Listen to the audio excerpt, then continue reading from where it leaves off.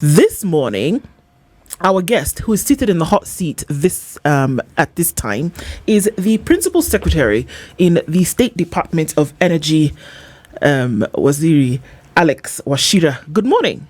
Morning, Gudo. How are you? Very well, thank you. Thank you for having me here. It's a pleasure for me to be seated here to discuss serious energy issues that are affecting the country. Indeed. And thank you for hosting me with City, Muga, and Dorice. Asante sana. Yeah. We're glad that you're here because, we know energy, it essentially makes the world go round. And sitting in this particular position, we want to see then what those connectors are between this department and Kenya's economy.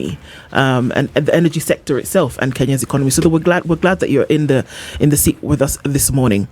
We're going to provide you with some nourishment later. In the meantime, can you do something for us? We're already asking for you to do some work. CT goes around Africa every week. Yeah, maybe on an energy train. We'll see. Yeah. He comes back every week from a different country with a basket full of proverbs. He's going to share the proverb and which country it's coming from. And now the work we are giving to you is for you to interpret that proverb and tell us how you would apply it. Okay. Is that okay? That is quite in order. Fantastic. He can shoot. Okay. Thank you. Our proverbs for the whole of this week come from the Republic of Niger. Now, Niger, by landmass, is the largest country on the continent. Is it bigger than Sudan? It's bigger. Bigger than everybody. Okay. Yes. And DRC Congo? Bigger. Throw in Algeria, bigger. Okay. Bigger. I'll Nigeria, confirm. bigger. No, Nigeria is out of the equation. It is only DRC Congo, Bigger. Sudan, and Niger that we can look at. Yeah. Bigger.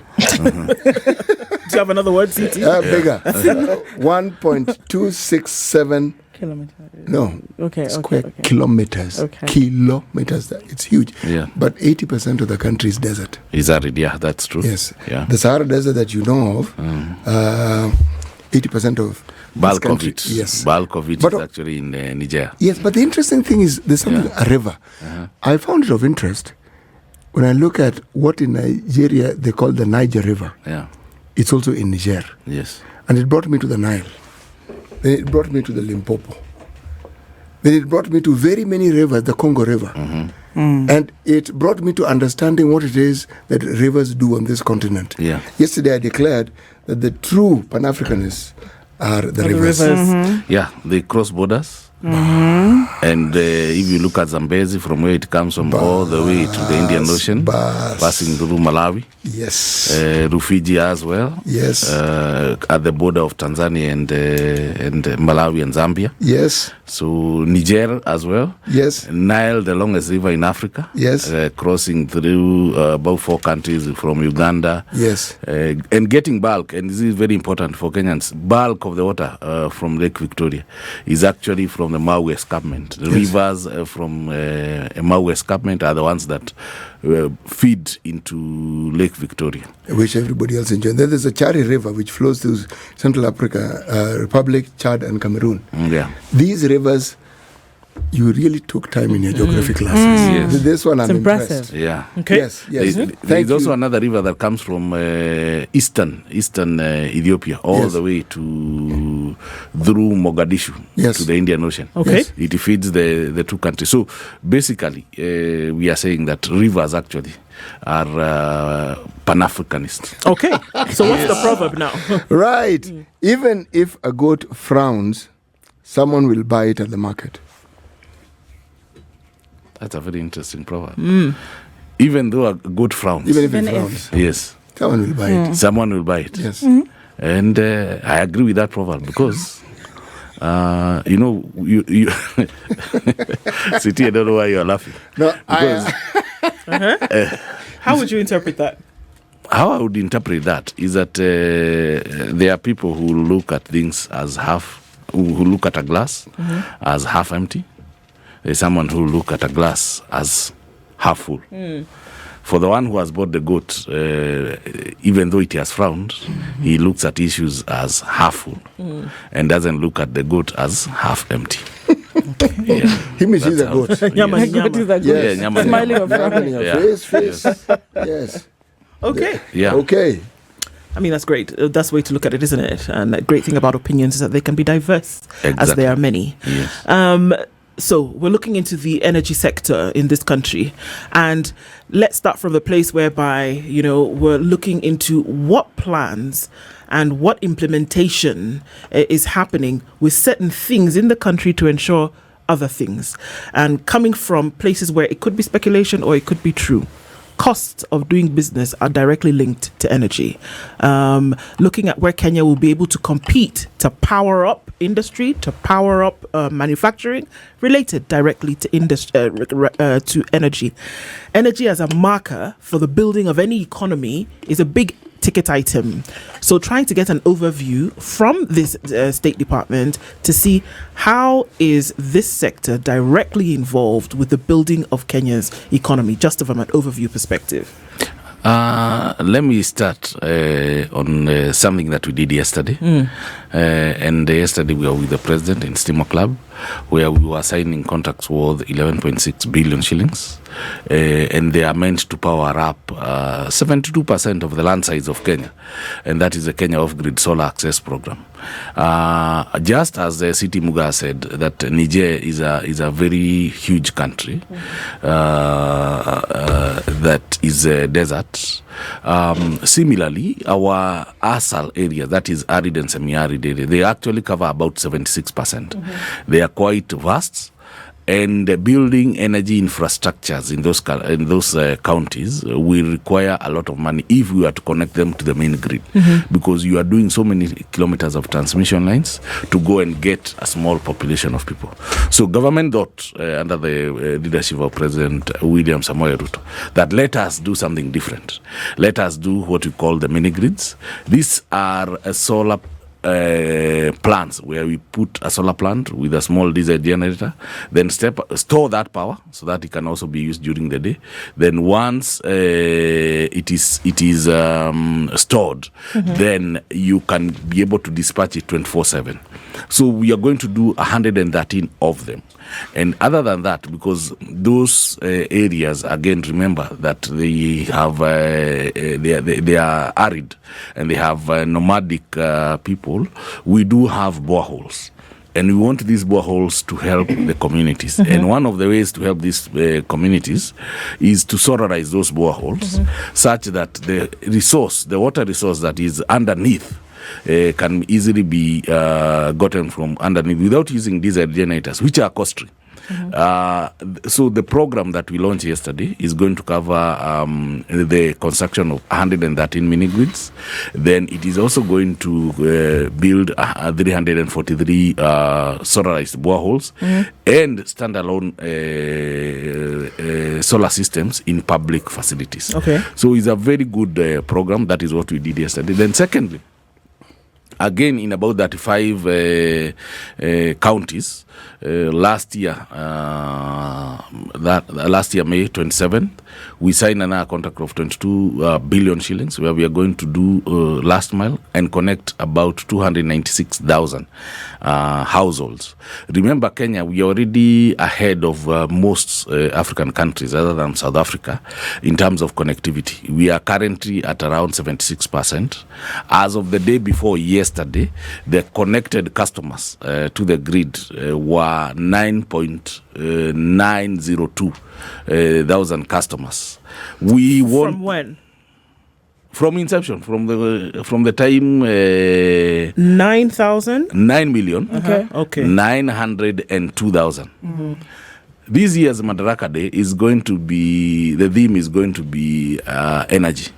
And we have an ambitious target of getting to 10 million customers connected to the grid by the time we are getting to 1st of June. So essentially what we're saying, PS, is that a fifth, if we're going to take it in terms of population, a fifth. No, don't look at the... So how, that's what I want to ask. Yeah. How do we look at this? Because when we say that if there's a percentage of those who are connected to the grid, how do we look? We can't look at it in terms of population. Because do we say households or do we say businesses? Industry? How do we look at it? Households. We have about 12.6 million households. So if we cross the 10 million mark, we'll be now working with the 2.6 million households to cover. So essentially we are saying about 75% of of the households in Kenya today have been connected to the national exactly. grid. Actually, it is 76%. Okay. And if you cross the 10 million mark, we'll be crossing to around 77-78%. Okay. We remember that we have an ambitious target of getting to 100% connectivity by the year 2030. So then now we'll be working now towards connecting these 2.6 million customers. And for your information, these are usually the most difficult part. The last batch in any race, when you are trying to close the last mile because you have already exhausted most of your resources, you are burning out, is usually the most difficult part. Why? Because remember, these are the people who have been left in areas that are either far from the grid or they have been sandwiched between two transformers. So even identifying them becomes a challenge. But we are determined to ensure that we do get to them. And also, something else that we talk about, and this, because we have two ladies in this studio, is something we call clean cooking. For you ladies who are seated here, you may not understand. My heart wants to disabuse you of the notion that only women cook, right? No. I was trying my best to. No. But okay. Yeah. You know, in Africa, every 3 meals out of 4 are cooked by women. Not by women. Okay. Are cooked using wood fuel and charcoal. And we have an ambitious target again of in Kenya. It is about 68% of the population. They are still using, even in the cities, by the way, even in the cities, we are still using wood fuel and charcoal. We want to transition them to use LPG, to use electricity, to use biogas for those who have farms that have 5 cows and above. So we still have another target of transiting. Other than connecting them to electricity, we also want to give dignity to our people for them now to embrace clean cooking. But that will be another discussion for another day. Okay. And we'll give you what we are trying to do to accelerate the growth of LPG. As a country, the president is very keen on increasing the per capita consumption of LPG consumption in the country, and also the per capita consumption of electricity consumption in the country. Electricity, I mean, as is a byproduct of energy. We know this, but the electricity costs in Kenya are still relatively high. That what you consume for 100 shillings, a unit of power thereabouts, either doesn't, number one, last you very long, or it is only able to power up certain things. I mean, very plainly, electricity in Kenya is expensive, and it has gotten more expensive over the years. That what you get for the shilling that you spend and what you're able to power up then don't really meet each other. Why is electricity still so expensive in Kenya? That's part A. And part B, if we talk about industry and the cost of doing business, electricity is always named as one of the first items as the reasons why goods and services then become more expensive. Why is it still so expensive, Pia? Case in point, I just wanted to share a particular message of somebody who buys a token worth, let's just give it 300 shillings. They'll get 12 units, is it? The token amount charged 197 shillings. So the rest of it, that is 102 thereabout, goes to other charges. A common Mwananchi listening to you who you want to connect is asking where these other charges are and what really happens in between. Yeah, as you explain why it's expensive for that matter. No, I want to explain how we arrive at the energy costs. But first of all, the Kenya electricity system is disbundled. What do I mean by disbundled? You will find, for example, in 2 or 3 neighboring countries, we have one utility company that generates, transmits, and distributes. Right. Here we have our main generator, which is Kengen and GDC. Then we have IPPs who are independent power producers. Then once we generate that power, and for your information, our power is not subsidized, which is why it is relatively higher than if you compare with the region. And why are we saying about subsidization? Remember, for you to subsidize electricity, you have to get that cost of that unit from somewhere. Either the taxpayer, you move part of your taxes to take care of the cost of generation.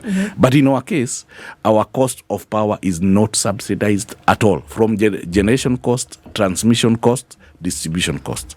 And that is probably one of the reasons why. Number two, we did sign what I would call, by then, about 10, 15 years ago, I would call what we call the feed-in tariff. If you look at the transition of and the development that has happened over time, if you look at the feed-in tariff that was given to wind power, to solar power, they were given at a rate of close to 12 US cents per kilowatt hour. If you look at the cost of generation of geothermal, it is about 6.9 US cents per kilowatt hour. It is quite the lowest. What we are importing from Ethiopia, because currently we are importing from Ethiopia, we are importing about at 6.5 plus the wheeling tariff, about 7 US cents. So what happened by then, the cost of wind tariff, the cost of turbines, the cost of solar panels, by then was quite expensive, and that is why the feed-in tariff was at 12 US cents. However, over time, we have seen research and technology and a lot of investment in renewable energy technologies, where you are seeing now, for example, EPRA, if you look at the gazetted price today, if you are to start generating power at from solar, you will generate at 5.69 US cents. If you are to generate wind today, you will generate at 5.85 US cents. What does that mean? Because we have already exhausted what we built, and we need to bring on board more cheaper power plants. Over time, once we bring more cheaper power plants, like now we have 70 megawatts coming in from geothermal, from Menengai. It's going to come in at 6.9 US cents. We want to bring on board another 63 megawatts from Olkaria 1 rehabilitation. It's going to come lower at around 6.5 US cents. That is going to help us now lower the leveraged cost of energy, because our current generation costs, average of all, when you use diesel, you use wind, you use geothermal, you use hydro.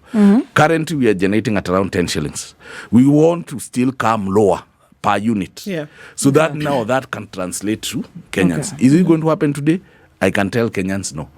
But in the next couple of years, as we increase consumption and we bring on board more cheaper energy sources, then we can assure you Kenyans that we are going to see lower cost of power. But as of now, for us to lower the cost of power, somebody has to pay the cost. I hear you. So essentially, this argument has been laid previously. I believe that the MD of Kenya Power has said the same thing, that the push is to have more people consuming power, and then what you're able to do that as a result is then you're able to lower the cost. But it seems counterproductive to me, because in order for people to consume power, it has to be affordable. That you have that people will say, okay, well, I'm not going to power an iron, and you're saying, okay, have people use power at the end of the day, and that way you will say you can have more people consuming, right? But if it is expensive, what's the likelihood that they can actually consume and they're not able to afford it? There are usually two arguments. Okay. Number one, in Kenya, we have what we call constrained demand of power. What does that mean? What that means is there are areas in this country that still wants to consume more power. For example, Western Kenya. For example, coasts. For example, areas south of Rift Valley.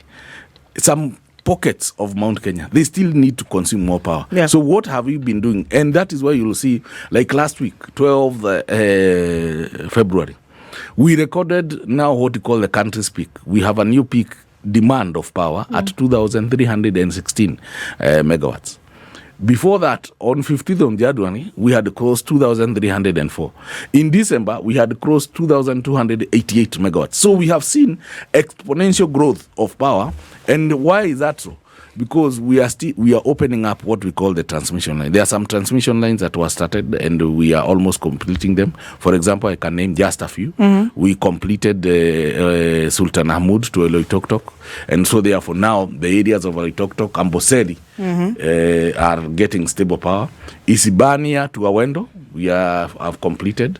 We had, and I believe you saw, was it last year, early last year, when my former cabinet minister, Davis Chirchir, when he went for a Sunday service with the president, you saw some residents of Bomet trying to cheer him down. And the reason was we had serious power instabilities in South Nyanza.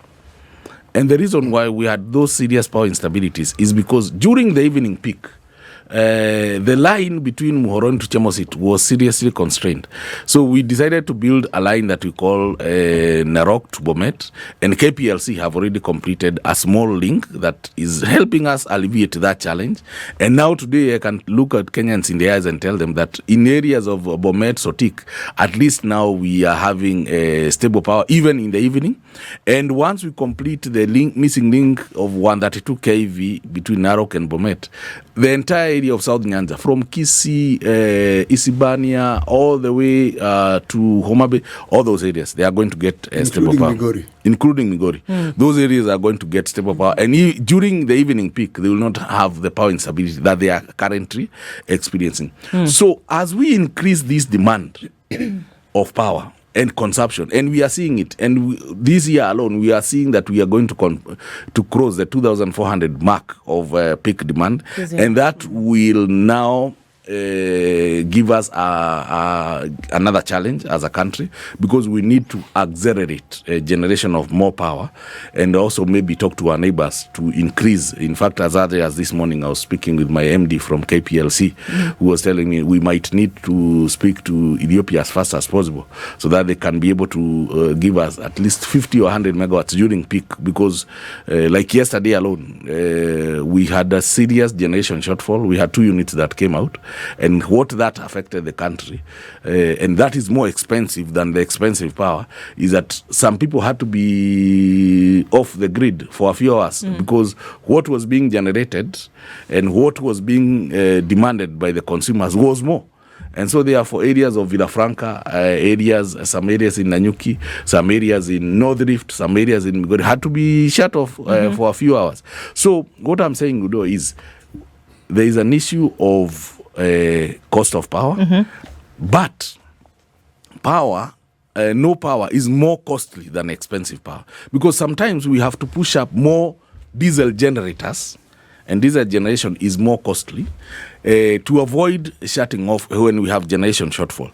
And as a matter of fact, I can say, and I would want Kenyans to look at the cost of power in 2022, when we had the prolonged drought, when we had to generate about 16% of our power from diesel generators, and the cost of power today, and you will see there is a serious decline, because today, as we speak, we are generating between 8 and 9% from diesel generators. That alone.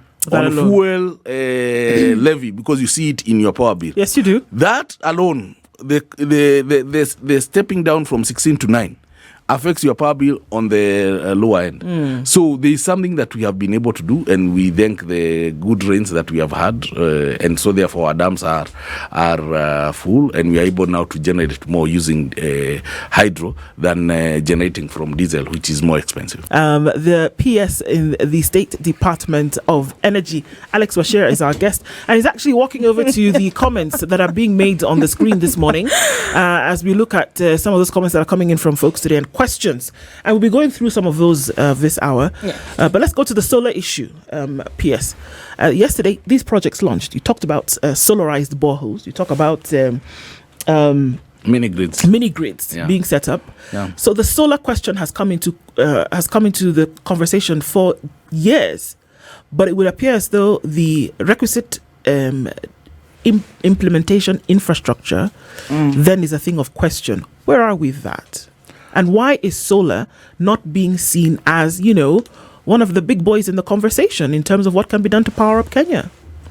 Let me start by saying that solar and wind are what we call variable renewable energy technologies. What does that mean? It means that you cannot be able to control. We do not classify them as what we call farm capacity. For power, whether there is rain, there is sunshine. For example, this studio needs to run, whether it is raining when there is sunshine. You cannot guarantee that with solar, and you cannot guarantee that with wind. Because you can't control it. Because you cannot control it. Okay. If you want to grow the economy with solar and wind, then previously, over the last couple of years, you may not have been. But remember that now what has happened is, one, the cost of solar PV panels has come down because of mass production. And secondly, we now do have what we call battery energy storage, which has also coming down, and we believe in the next 2, 3, 4 years will come down further. What does that mean? That means that we can now be able to accelerate development of solar technology and have battery backed. And that is why what we launched yesterday in the mini grids will have solar panels that will also have batteries, and we'll now be able to power those areas 24/7. There is someone who asked a question here about the issue of Lodwar, and he asked, what will it cost us to shut it down the diesel generators in Lodwar? And I want to tell that Kenyan that and these affect your power bill, by the way. We spend about 900 million shillings on diesel purchase annually to power Lodwar alone. So what we are doing this year is we are constructing a line, 66 kV line, from Wachira to Lodwar. And that will ensure that we shut down those diesel generators by April next year. Now, go to an area called Wachira. Yes. Wachira is another town that uses a lot of diesel. As a matter of fact, we have a constrained demand again in Wachira because we are only able to generate about 3.5 to 4 megawatts of diesel generators, and they have to run 24/7. It is very costly. We're using some funds that we got from AFD.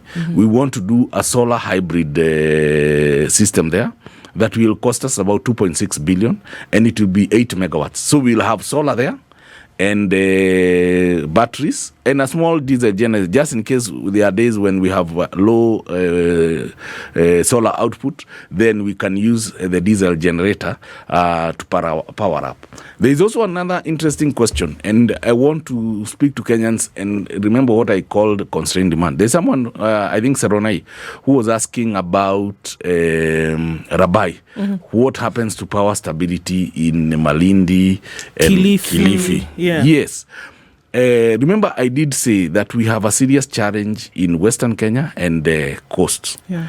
And the reason is our power is basically generated in Olkaria, that is areas of Rift Valley, and in the Eastern Hydros, that is in the areas of Embu. Then you have to move that power over 500 kilometers to Mombasa. Over lines. Over lines. You have to move that power again to Western Kenya, another 400 kilometers. So what happens is that you have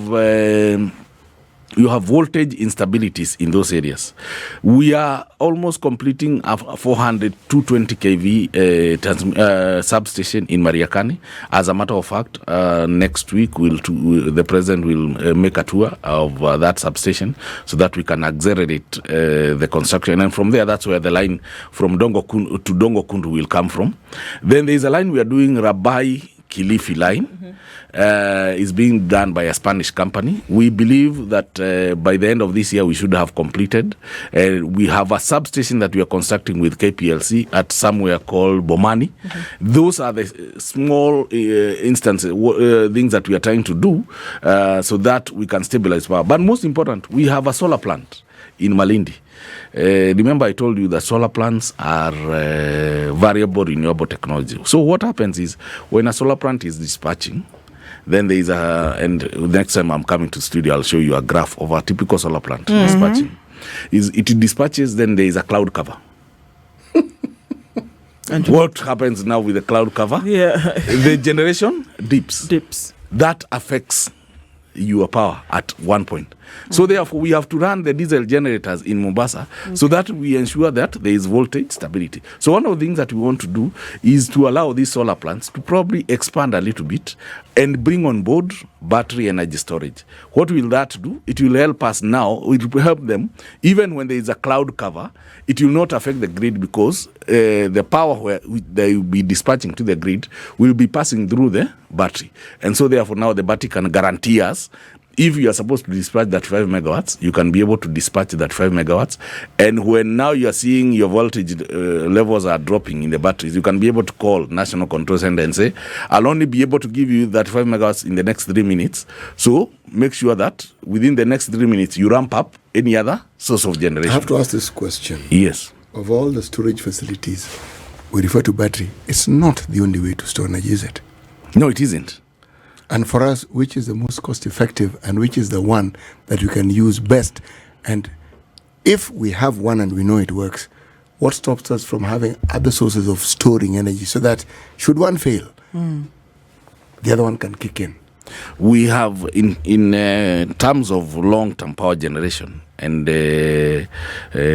power storage for the grid, we have 3 areas of storage. Number 1 is battery energy storage.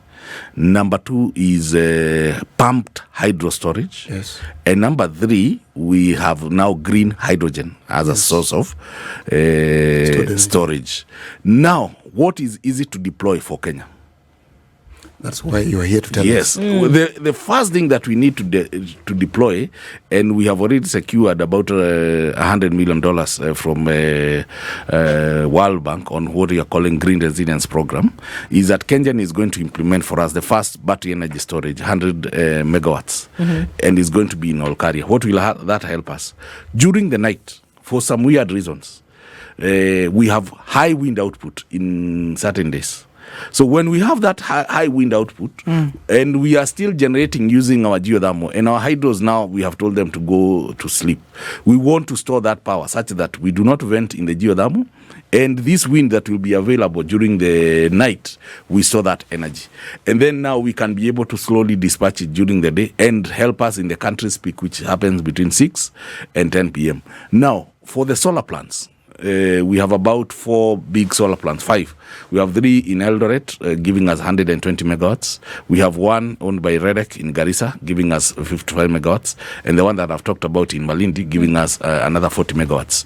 Those ones, we have to allow them to now start having battery energy storage so that what they are doing to the grid, the instability of the grid, the variability of the grid, and it is not their choice. It's because when there is a good solar output, they will be able to dispatch. But when there's small cloud cover, they have to drop. So we need to bring on board battery energy for now. But our long term is also to bring on board what we call the High Grand Falls Dam. And the High Grand Falls Dam will also have battery. Will have pumped energy storage, and our plan of bringing High Grand Falls Dam is it will have a base load of about 200 megawatts, but also peaking ability of about 600 megawatts. Okay. Meaning that should any power plant drop, whether wind, solar, that hydro will be able to peak, and it is. Even when we have a national outage, it takes about 4 minutes for hydro plants to come up and to dispatch to the highest ability. For geothermals, they'll take their switch time up to 8 hours before they can ramp up. So what we need is now to work, and that we are doing as a country. We are working very fast so that we can accelerate the development of High Grand Falls Dam, and that will help us now with the battery energy storage. Pumped hydro will help us stabilize the grid. Bona PS, do we have an aging transmission network? Do we have an issue with the aging transmission network right now? Is it being worked around? I mean, is there something you want to talk about, perhaps, over the years? I don't want to call it aging transmission network, because our transmission network, we did not build serious transmission lines for close to 30 years. All right. if you remember, for the longest, we only had about 4 or 5 transmission lines. We had one transmission line coming from Jinja in Uganda all the way to Dandora, and from Dandora to Rabai in the coasts. Okay. And then we had a line from Rabai to Kilifi on wooden poles. Then we had one line from Masinga to Nanyuki. We had another line from Kiambere to Coast, and another line from Kiambere to Nairobi, and Takwel to Lesos. Those were the transmission that we had. Then President Moi built another line from Kisumu to Muhoroni. Kibaki came, and when now Kibaki came, that's when now we started building transmission from 2008, because President Kibaki is when now disbanding was done, where government, so for us, we need transmission networks. So KETRACO was created, and from the time KETRACO was created up to now, we have moved. We had about 2,000 kilometers of transmission lines. As of today, we have 10,000. Okay. 2 to 10,000. Yeah, 2 to 10,000. So we don't really have an aging transmission. We have a constrained transmission network. In that, you can imagine those lines. For example, the line that carries power from Masinga to Nanyuki, it is already at peak, is almost overloaded now. And that is why, and we have extended that line now from Nanyuki to Rumuruti. And that is why of the lines that we wanted to do, we have to bring on board PPP projects. If you look at the lines that had been proposed to be done by Africa 50, they are still on progress. That is Lesos to Losuk and Kisumu to Musaga. We had others that were to be done by Adani. Remember, Adani wanted to do a line from Gilgil to Thika. And if you look at Thika, if you drive to Thika today, you'll see there is a diesel generator on the left. Anywhere you see a diesel generator, just know that there is a serious transmission network. There is a load that cannot be met by the existing transmission network.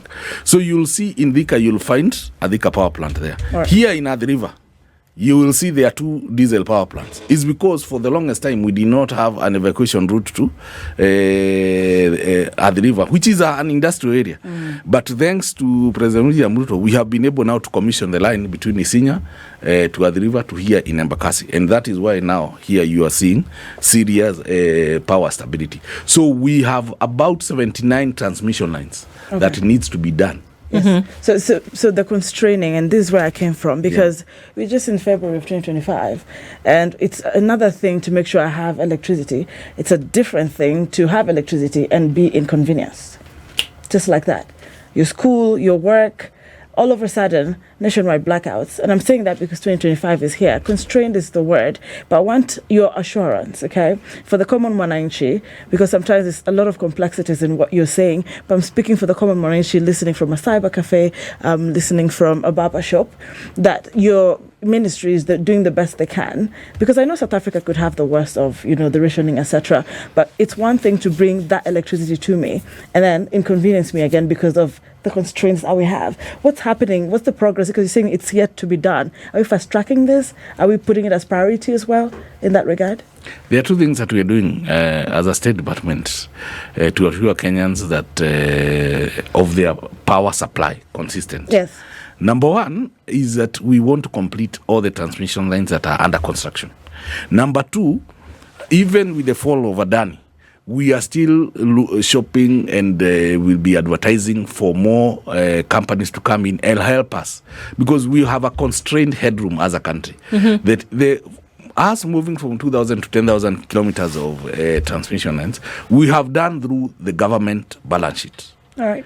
But the current government balance sheet cannot allow us now to move from 10,000 to 20,000, which we want to do by the year 2040. Okay. So we have to bring on board now more private players for them now to build the transmission lines. And once they build the transmission lines, they can now be able to charge a small component of what we call the wheeling tariff, then they so that they recover their investment. So we want to bring on board more private capital, complete the lines that we are doing. Then there is another thing, generation. Because if you don't plan well, power plants are not plug and play. Right. So They take a while Yeah. to build, and they require 2 or 3 things. One, they require huge financial capital, Okay. and that is why by the time any banker is coming in to bank our energy project, they require a PPA and they require government letter of support, All right. so that they can pump in money. So now the thing that has come with that, Yeah. and so bring in your independent power producers. And the issue that has come with that is that they now are wrapped up in contracts for, I don't even know how many years, with even if that they produce or provide extra power that is unused, Kenya still has to pay for that. And we know where that money comes from. Usually it comes to it shows up in your bill. It shows up, in other taxes that we've seen. How then do you balance the need for extra power, the need for extra generation, with also the needs that independent power producers would have in terms of making their bottom line? We have what we call the least cost power development plan, which is a plan where we are saying in 2027 we expect growth of power to grow at a certain percentage, and so therefore which power plants do we bring on board so that they can be able to meet this demand. Is a very careful balancing act that has to be done, and the reason why we are, and thanks to technology, some of the lessons that we have been able to learn, and we are saying now with battery storage, then some of the tariffs can be changed from take or pay, because some of the tariffs that the APPs got were take or pay, to take and pay. Because if you have battery storage, you can be able to generate and store your power. Then when the country demands that power, you can be able to pick that power. So over time, we are seeing change in technology, and that is going to help us now modify some of the pitfalls that we fell into that have led us to where we are in terms of the high power bills. So we have learned our lessons as an industry. Have we? Yes, we have. Have we? Yes, we have. But we seem to be responding to problems that we have. When you talk about plan, you're talking about 2027. 2040. Is there a master plan? Because we can see the trajectory of our population. We can see the trajectory of our needs, so that we can talk about a time when, yes, with all the PPPs, we'll get to a point when we are, as I say, self-contained. We can do these things ourselves, and with minimal assistance here and there, we can move on. Because as new technology comes in, as you say, we learn. Are we learning to the point where we can actually do these things? And with the projection of the plan, and the plan for not the immediate future, for the long term. City, I can look at you in the eye, and I'm currently looking at you in the eyes. And I'm I telling want you to be assured that I'm also looking at you in the eye. Yes. And I'm telling you that we have a plan. We have a robust master plan. The robust master plan speaks from today to 2044 on what we are going to bring on board as a generator to meet the growing demand. Number 2, the same plan speaks also on transmission system, what we are going to increase in the transmission system so that we can meet our demand. For example, as we speak today, the Nairobi ring, we use 66 kV to distribute power from the main substations. We are seeing serious demand in Nairobi, growth of power. For example, if you look at Kilimani or Kileleshwa, 5-10 years ago, most of those houses were standalone. They were bungalows. They were all bungalows with 4-5 people in the house. Yes. Today, where 4 people used to live, there are about 100 people who are living, and actually more than that. 100 is few. Yes. Yeah. That Yes. looks like condos. The energy infrastructure that was being used to transmit power there was a 66 kV. So we are actually urgently looking for funding so that we can now move the transmission system from 66 to 132, because we need to deliver more power to these load centers that are emerging. Okay. Today, 10 years ago, if you drove from Mombasa to Malindi, that area had only settlement houses. Today, it is an industrial area. All major cement factories are on that area. Special economic zones are on that area. Industries have come up. The power demand has shot, not 10 times, 100 times. So we are also doing a serious substation there so that we can be able to meet the demand. So we have a robust master plan. We have learned our lessons, and I am looking at you in the ICT Muga, and I'm telling you it will be done. It will be done, and you are not going to face what our neighbors down south. I don't want to mention their names. What they have, because if you fail to plan in energy is a very delicate thing. If you fail to plan generation and transmission, you end up load shedding because you failed in the plan. So we do not want to fall into that pitfall. There's too much around energy for us to wrap this up in 1 hour, but we'd like to, there's so much that we didn't scratch. Talking about offshore wind energies, for example, and looking at, supplies from other just like what's happening with Ethiopia, between Kenya and Ethiopia. So it's necessary for us to have those conversations. I did promise you some nourishment. Before I say thank you for coming, Delamere says you can have a moment where you can actually, breathe. After you've looked CT in the eye and given him that promise, be sure that you can now take a break with real fruit in that strawberry yogurt from Delamere. And as you take that moment before you get back into your day, enjoy a moment with us and Delamere. This is the Situation Room, the only way to start your day.